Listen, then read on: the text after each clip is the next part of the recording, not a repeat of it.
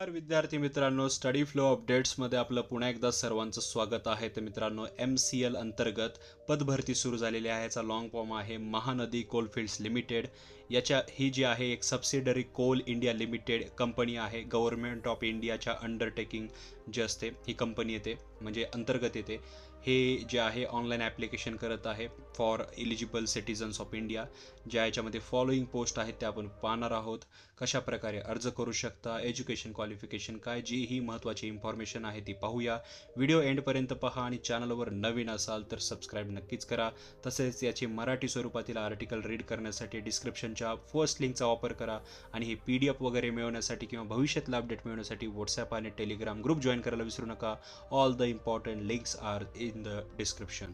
सर्वप्रथम याच्यामध्ये आपण नेम ऑफ पोस्ट पाहूया. तर याच्यामध्ये वेगवेगळे पद तुम्हाला पाहायला भेटतात, जसं ज्युनियर ओव्हरमॅन TNS GRC, तसंच मायनिंग सिरदार, तसेच सर्वेयर, तसेच ट्रान्सलेटर, क्लेरिकल GR, तसेच टेक्निशियन पॅथॉलॉजी या प्रकारची पदे आहेत.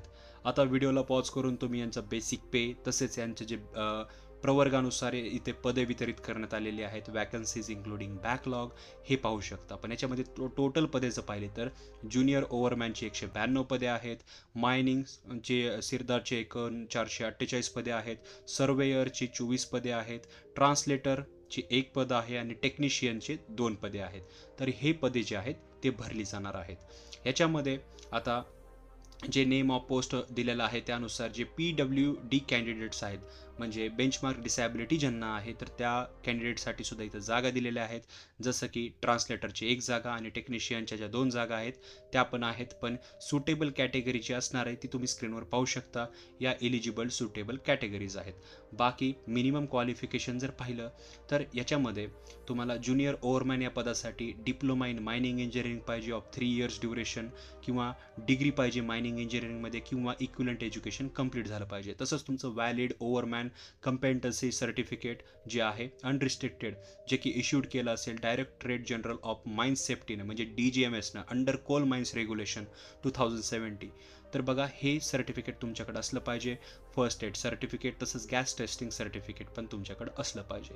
मायनिंग सिरदारसाठी सुद्धा सिनियर सेकंडरी स्कूल एक्झामिनेशन, म्हणजे तुमचं SSC किंवा 10+2 एज्युकेशन किंवा इक्विलंट एज्युकेशन कंप्लीट झालं पाहिजे, किंवा तुमचा डिप्लोमा इन मायनिंग इंजिनिअरिंगचा 3 वर्षाचा कोर्स जरी असेल किंवा मायनिंगमध्ये इंजिनिअरिंग कंप्लीट झालेले असेल तरी तुम्ही याला अप्लाय करू शकता. पण यासोबत तुम्हाला व्हॅलिड मायनिंग सिरदारशिप सर्टिफिकेट पाहिजे, कंपेटन्सी फ्रॉम DGMS. तर हे सर्टिफिकेट तसेच first aid certificate and gas testing certificate पण तुमच्याकडे असलं पाहिजे. सर्वेअरसाठी पाहिलं तर SSC एक्झाम, म्हणजे जे 10वी आहे, 10वी 12वीचं एज्युकेशन, तसेच मायनिंग इंजिनिअरिंग किंवा माइन सर्वेइंग इंजिनिअरिंग तुमचं कंप्लीट असलं पाहिजे. व्हॅलिड सर्वे सर्टिफिकेट ऑफ कंपेटन्सी हे तुमच्याकडे सर्टिफिकेट असलं पाहिजे.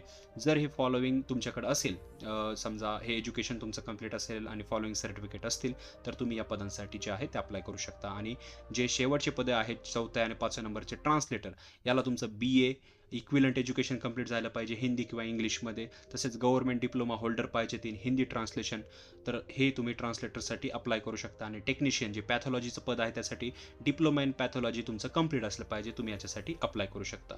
आता हे तुमच्याकडे एज्युकेशन असेल तर जे एज क्रायटेरिया आहे ते आपण पाहणार आहोत. तर एज लिमिट याची आहे, जे तुमचं एज मिनिमम याच्यामध्ये 18 वर्ष पाहिजे आणि अपर एज लिमिट 30 वर्ष आहे. ॲज पर गव्हर्नमेंट नॉर्म्स तुम्ही जर OBC कॅटेगरीमधून असाल तर 3 वर्ष एज रिलॅक्सेशन, SC/ST मधून असाल तर 5 वर्ष एज रिलॅक्सेशन, आणि PWD कॅन्डिडेट असाल तर ॲज पर कॅटेगरी तुम्हाला अप टू 10 ते 15 वर्षाचं एज रिलॅक्सेशन दिलं जाणार आहे. तसंच डिपार्टमेंटल कॅन्डिडेट जे असतील, all employees of CIL and it's subsidiary companies, तुम्हाला अप्पर एज लिमिट नाही आहे. तसंच एक्स सर्व्हिसमॅनला जे आहे डिफेन्स सर्व्हिसेस प्लस 3 इयर्सचं ॲक्च्युअल जे असणार आहे याच्यामध्ये एज लिमिट असणार आहे. बाकी रिझर्वेशन तुम्हाला पाहायचं आहे, याच्यामध्ये रिझर्वेशन दिलेलं आहे, त्यानुसार तुम्हाला अप्लाय करायचं आहे. आता तुम्ही सर्व पाहिलं, ठीक आहे, आपण एलिजिबल बी आहोत. फॉर्म भरल्यानंतर पुढे काय, तर बघा पुढे सिलेक्शन प्रोसेस जी महत्त्वाची आहे, कॉम्प्युटर बेस्ड टेस्ट म्हणजेच CBT एक्झाम तुमची घेतली जाणार आहे. सिलेक्शन मेथड जी असेल ती CBT टेस्टद्वारे घेतली जाईल. पर्सनल इंटरव्ह्यू जो असेल याच्यामध्ये नाही आहे. एलिजिबल कॅन्डिडेट जे असतील डिक्लेअर केले जातील कॉम्प्युटर बेस्ड टेस्टमधून. याच्यामध्ये निगेटिव्ह मार्किंग नाही नाही आहे. त्याचबरोबर ए अँड बी तसंच ए सेक्शन जे असतील तुम्हाला त्यामध्ये स्पेसिफिक क्वेश्चन्स विचारले जातील, जसं जनरल अवेअरनेस, ॲप्टिट्यूड सेक्शन, ॲप्टिट्यूडवरचे क्वेश्चन्स. तसेच बीमध्ये सुद्धा तुम्हाला काही क्वेश्चन्स विचारले जातील आणि याचे जे एक्झॅक्ट CBTचा शेड्यूल असेल ते वेबसाईटवरती तुम्हाला सांगितलं जाईल. जे महानदी कोल हे जे वेबसाईट आहे तर ह्याच्यावरच. पण आपल्या चॅनलला सबस्क्राईब करा, तुम्हाला फ्युचरच्या याच्या अपडेट जे असतील तर दिल्या जातील. तर क्वालिफाईंग मार्क्स आहेत, मिनिमम तुम्हाला 45% मार्क्स तरी घ्यायचे आहेत. फॉर OBCसाठी 40% आहेत आणि SC ST कॅन्डिडेटसाठी 35% मार्क आहेत. हे क्वालिफाईंग मार्क आहेत. तर ह्याच्यामध्ये तुम्ही जर चांगले मार्क घेतले तर तुमचं सिलेक्शन होऊन जाईल. याच्यासाठी कोणता इंटरव्ह्यू नाही ना कोणते निगेटिव्ह मार्क्स नाहीत. अभ्यास करा, इझिली तुम्ही याचं जे जॉब आहे ते मिळू शकता. बाकी हेल्थकेअर मेडिकल फिटनेस, तुमचं ते फिटनेस वगैरे सर्टिफिकेट तुमच्याकडे असलं पाहिजे. Test cities, online application registration या गोष्टी तुम्हाला पाहिजे आहेत. जे ऑफिशियल वेबसाईट आहे त्याच्यावर करिअर सेक्शन आणि रिक्रुटमेंट सेक्शनमध्ये तुम्ही जाऊन तुमचा ईमेल ID, मोबाईल नंबर, तुमची पर्सनल आणि एज्युकेशनल क्वालिफिकेशन, तुमचे स्कॅन कॉपी जे असतील 10वी-12वीची मार्कशीट किंवा जेही तुमचं ग्रॅज्युएशन लागत आहे, जेही तुमच्याकडे सर्टिफिकेट आहे ते तुम्हाला इथं अपलोड करावं लागेल. याची ॲप्लिकेशन फी आहे ₹1000 प्लस ॲप्लिकेबल GST ₹180 अशा प्रकारची तुम्हाला फी पडेल. तसेच जे SC ST PWD आणि ESM तसेच फिमेल कॅन्डिडेट्स आहेत त्यांना या फीमधून वगळण्यात येत आहे. तुमच्यासाठी हे ॲप्लिकेशन पूर्णपणे फ्री आहे. हे जी फी आहेत म्हणजे ₹1000 प्लस 180% GST हे जनरल कॅटेगरी OBC जे CL असतं ज्यांच्याकडे क्रिमिलियर अँड नॉन क्रिमिलियर आणि EWS कॅटेगरी कॅन्डिडेट या सर्वांसाठी लागू होतं. तर अशा प्रकारे फी स्ट्रक्चर आहे. ही पद्धत ऑनलाईन पद्धतीने तुम्हाला फॉर्म भरायचा आहे आणि या प्रकारेच तुम्हाला जे आहे फीस भरून जे आहे हे पेड करायचं आहे सर्व काही आणि हे फॉर्म जे आहे तुम्ही सबमिट करू शकता ऑनलाईन पद्धतीनेच भरून. फ्युचरमधल्या ज्याही अपडेट्स असतील ते तुम्हाला सांगितले जातील. त्यासाठी चॅनलला सबस्क्राईब करा, बेल आयकॉनवर प्रेस करून ऑल नोटिफिकेशनला क्लिक करा आणि याच्याबद्दल जेही भविष्यामधली माहिती ती मिळवण्यासाठी आपल्या डिस्क्रिप्शनमधले जे ग्रुप लिंक्स आहेत ते जॉईन करायला विसरू नका. मी मिळतो तुम्हाला पुढच्या व्हिडिओमध्ये. तोपर्यंत थँक्स फॉर वॉचिंग.